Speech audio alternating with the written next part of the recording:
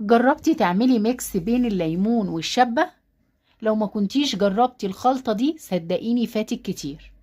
دي أقوى وصفة في تبييض البشرة والجسم كله.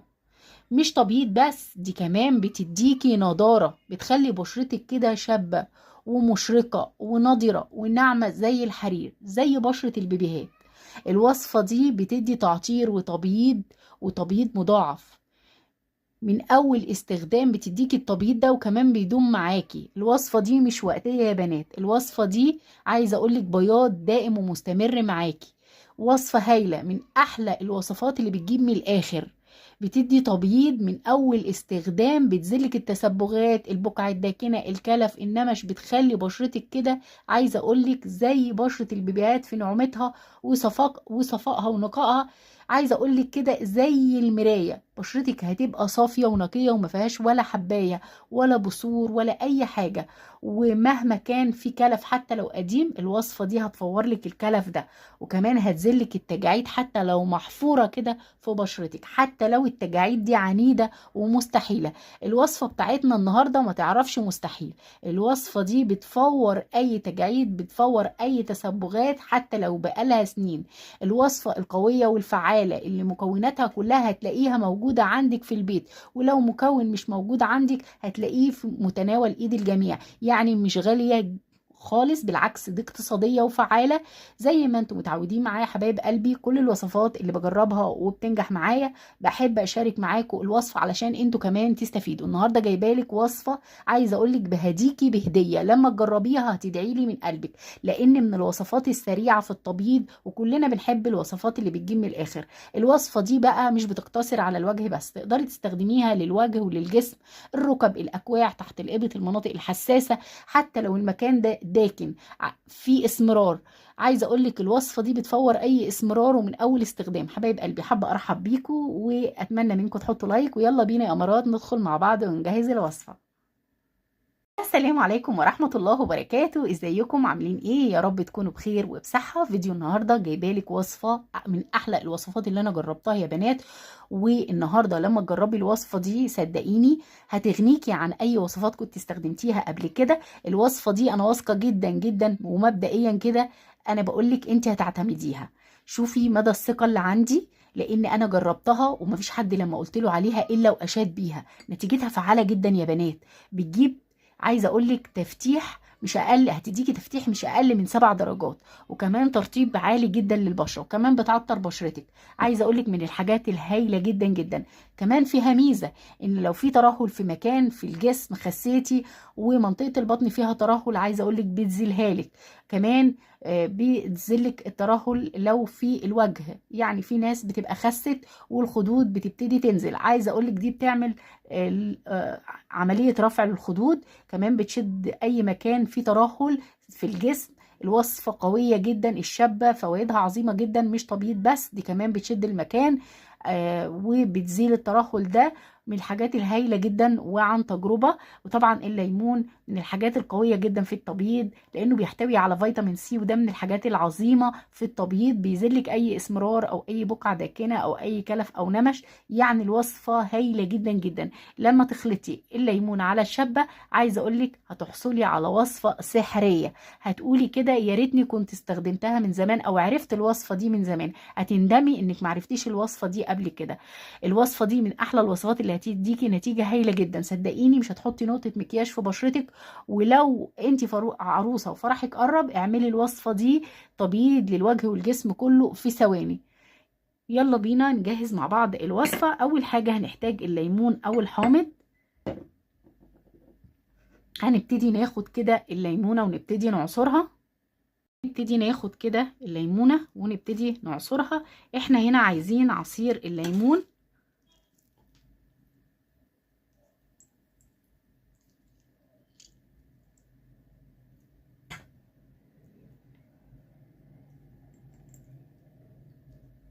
الليمون عايزة اقولك مبيض طبيعي وهايل جدا جدا في التفتيح يا بنات. بس طبعا لو انت بتتحسسي من الليمون ما تستخدموهوش، وهقولك البديل ايه. طبعا البديل هنا للناس اللي بتتحسس من الليمون عصير البرتقال. طيب انا يا ايمي ما اعرفش، انا اول مره اجرب الليمون وما اعرفش انا بتحسس منه ولا لا. خلاص تعملي تيست يا حبيبه قلبي، تاخدي كده من الليمون وتحطي ورا ودنك او على ايدك، ولو حسيتي بحكه يبقى انتي حكه جامده، حكه بسيطه عادي، لكن الحكه جامده حاسه انك عايزه تهرشي جامد، يبقى تستبعدي الليمون، والبديل هنا عصير البرتقال معلقه كبيره. ده لو انت بتتحسسي من الليمون. الليمون والبرتقال بيحتوي على فيتامين سي، وهما الاتنين مبيضين طبيعيين. لكن حسب بقى انت تقدري تستخدمي الليمون عادي، لو مش بتتحسسي من الليمون هتستبعديه، لو بتتحسسي من الليمون هتستبعديه، وهيبقى البديل عصير البرتقال. ولو مش متوافر عندك، مش بتتحسسي من الليمون بس مش متوافر عندك الليمون، ممكن برضو البديل عصير البرتقال. الاتنين هيدوكي نفس النتيجة، الاتنين هايلين جدا مبيضين طبيعيين. طبعا هنا هبتدي اشيل البذر زي ما انتوا شايفين اهو. الليمون من الحاجات القوية جدا يا بنات في التبييض اهو. انا عايزة هنا بمقدار معلقة كبيرة من عصير الليمون بالشكل ده. بعد كده هبتدي اضيف المكون اللي بعد كده، وهو الدقيق او الطحين، وهنبتدي طبعا نقلب بالشكل اللي انت شايفاه معايا ده. بعد كده هحتاج هنا للقليل من ماء الورد، بمقدار معلقة كده كبيرة من ماء الورد، ونقلب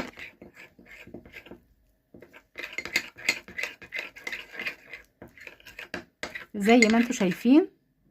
هنقلب كويس جدا، ما يبقاش فيه اي تكتلات خالص. الوصفة دي هايلة جدا يا بنات، من الوصفات القوية في التبييض، وزي ما قلت لكم مش بتقتصر على الوجه بس، تقدري تفتحي بيها اي مكان في الجسم، الوجه والجسم كله، هايله جدا جدا.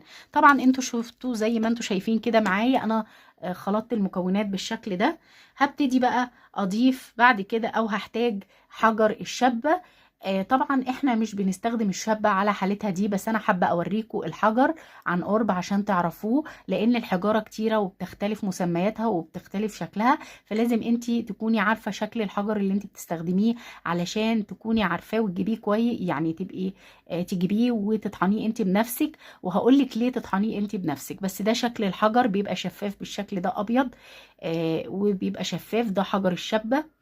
ده من الحجارة القوية جدا في التبييض، ده بيتباع عند العطار، بتجيبيه انتي وتطحنيه انتي بنفسك. لو عايزة تسهلي على نفسك ممكن تجيبيه مطحون، بس هنا لازم تتأكدي، كلمة تتأكدي دي تحطي تحتيها 3 خطوط او 4 خطوط، علشان ده في تأكيد جامد جدا، وبأكد على النقطة دي مهمة جدا. لازم تجيبيها من عطار موثوق فيه. لو ما جبتهاش من عطار موثوق فيه ومؤتمن وانت عارفاه ان هو كويس وبيديكي الحاجه بيور كده وصافيه، خلاص انصحك ان انت تجيبيه انت حجر كده وتطحنيه انت بنفسك. طبعا يعني ده لو في عطار مؤتمن، لكن لو ما فيش عطار مؤتمن تقدري انت تجيبيها زي ما قلت لك وتطحنيها انت بنفسك.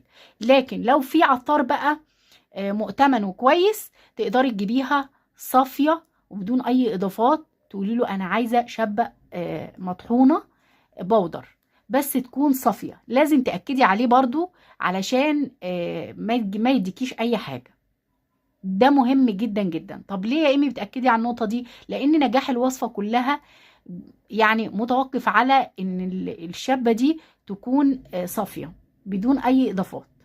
طبعا يعني الشابة دي عايزة اقولك لازم تجيبيها انت وتطحنيها انت بنفسك، علشان طبعا انت بتكلفي في وصفة، ولازم انت تعملي الحاجة وتبقي واثقة منها، يعني واثقة من الخامات اللي انت بتشتغلي فيها عشان تديكي نتيجة كويسة.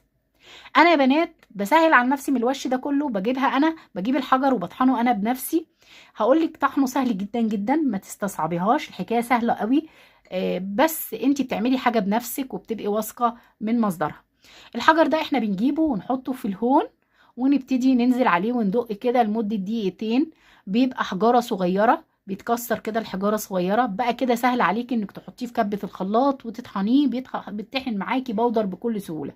بعد كده بتبتدي تجيبي مصفى ضيقه وتبتدي تغربليه كده وتصفيه علشان تاخدي انعم ما فيه، والخشن ترجعي تطحنيه تاني في الكبه. الموضوع سهل جدا جدا، بس انا بقولك الخطوه دي مهمه جدا، انك تجيبيه وتطحنيه انت بنفسك، علشان الوصفه انت بتكلفيها وعايزه نتيجه كويسه. ونجاح الوصفه واقف على ان الشابه تكون زي ما قلت لك صافيه وبدون اي اضافات. طيب انا هنا حابه اوريها لكم برضو، انا هنا بجيبها من عند العطار الشابه زي ما وريتها لكم حجاره بالشكل ده، وببتدي اطحنها انا بنفسي اهو. انا عامله كميه اهي، دي الشابه اللي انا طحناها يا بنات. هاخد منها معلقه، انا مش عايزه غير معلقه واحده بس اهو. الشابه دي من اقوى الحاجات في التفتيح والتبييض، يعني قويه جدا.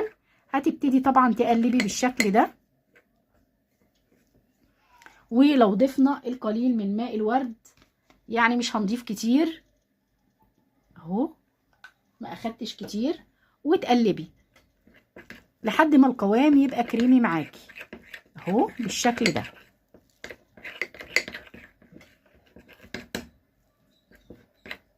زي ما انتوا شايفين كده، ونفضل نقلب لحد ما نوصل للقوام اللي احنا عايزينه وما يبقاش فيه اي تكتلات اهو. القوام كريمي بالشكل اللي انت شايفاه ده. طبعا احنا عشان تدينا ترطيب كمان، هي الوصفه بتدي تبييض هايل جدا وتبييض مضاعف، بس عشان ندعمها اكتر ويبقى في ترطيب للجسم هنضيف قطرات بسيطه جدا جدا من زيت جونسون للاطفال. عايزه اقول لك زيت جونسون ده من الزيوت الهايله والفعاله في التبييض. هنضيف قطرات بسيطه من زيت جونسون، مش هضيف كتير، قطرات بسيطه جدا يا بنات، ودي بتدي ترطيب اهو. 2 3 ضفت قدامكم 3 قطرات من زيت جونسون. زيت جونسون من الزيوت الهايله جدا والفعاله، وعايزه اقول لك بيرطب البشره جدا، بيرطب الجسم جدا. طبعا ده للبيبيهات هايل جدا جدا، فما بالك احنا لما نحطه لجسمنا بيدي ترطيب عالي جدا جدا، وعايزه اقول لك بيعطر الجسم. فاحنا دعمنا هنا الوصفه زي ما انت شايفه زيت جونسون. طيب انا يا ايمي ما عنديش زيت جونسون، عندك زيت الورد ضيفي، عندك زيت اللوز ضيفي، المهم النوعين دول هايلين جدا. زيت الياسمين هايل جدا جدا، ضيفي اي نوع من الزيوت اللي انا ذكرتها ده لو ما عندكيش زيت جونسون. لكن لو عندك الزيوت دي كلها ومن ضمنهم زيت جونسون، الافضل زيت جونسون. بس كده هنبتدي بقى طبعا نقلب بالشكل ده، وبقت كده الوصفه جاهزه معانا. عايزه اقول لك بقى اي مكان داكن في جسمك هتحطي الخلطه دي وتسيبيها لحد ما تجف وتنشف. هتاخدي كده من الخلطه اهو، شايفه الجمال، وتبتدي تحطيها على اي مكان داكن. عايزه اقول لك هايله هايله هايله، من الحاجات الممتازه واقتصاديه وكل مكوناتها من بيتك وبتدي نتائج هايله. دي بقى الوصفات اللي بتجيب من الاخر تبييض هايل جدا. عايزه اقول لك لو عندك مناسبه هتعتمدي الوصفه دي، مش هتحطي نقطه مكياج في بشرتك، لان احنا يعني الاجمل ان احنا نبان جمالنا طبيعي. ممكن تحطي الرتوش كده وحاجات بسيطه، بس ما تبقيش مش هتحتاجي انك تحطي ميك اب بكامل، لان بشرتك هتبقى جميله جدا جدا. صدقيني ده هيغير بشرتك 180 درجه. تقدري تستخدميها للوجه وللجسم، هايله جدا جدا، بتزيل التجاعيد والبقع الداكنه والكلف والنمش. عايزه اقول لك الشابه مع الليمون سحر يا بنات، دي الوصفه السحريه اللي بتديكي النتيجه اللي انت عايزاها. تبييض مضاعف، بتشد بشرتك وبتزيل التجاعيد.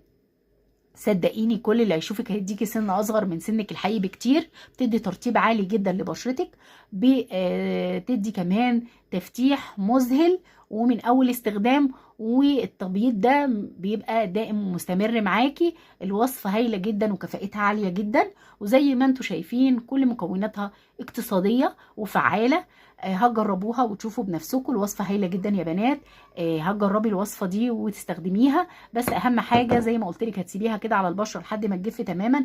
بعد ما تجف هتبتدي تفركيها وهتتفرجي على المكان من قبل ما تغسليه. طبعا هتشوفي الفرق واضح جدا، تبييض مضاعف. هتغسلي بشرتك وبعد كده ترطبيها بمكعب ميه ورد. ده لو هتستخدميها على الوجه. لو هتستخدميها على الجسم، تحت الإبط، الركب، الأكواع، أي مكان بقى. هتبتدي تغسلي المكان وبعد كده ترطبي الجسم بزيت جونسون. الوصفة هايلة جدا جدا جدا. طبعا برضو البشرة هتمرري مكعب مية ورد على بشرتك وتنتظري لحد ما يجف وينشف على بشرتك مية الورد دي، وبشرتك تمتصها. بعد كده برضو هترطبي بزيت جونسون. الوصفة هايلة جدا يا بنات وتستحق التجربة، صدقيني الوصفة دي هتجربيها وهتفرق معاكي جدا. وطبعا انا بقرا كل تعليقاتكم يا حبايب قلبي، وبتفرق معايا جدا لما بتقولوا لي ان انتوا جربتوا الوصفة ونجحت معاكم. الحمد لله بتوصل لكم المصداقية والشفافية، بتحسوها لما بتجربوا الوصفات. وطبعا التجربة خير دليل، هتجربي وتشوفي بنفسك وصدقيني هتعتمديها. واتمنى منكم حبايب قلبي زي ما استفدنا من الفيديو يا ريت نفيد الغير. نحط لايك امارات الفيديو، نشير الفيديو على صفحتنا علشان نفيد كل احبابنا واصحابنا بالوصفه دي. صدقوني اي حد هتروح الوصفه دي ويجربها هيدعي لك دعوه حلوه تقعد في ميزان حسناتك، لان الوصفه دي فرقت معاه جدا او فرقت معاها. وكنت معاكم إيمي حكيم، والسلام عليكم ورحمه الله وبركاته.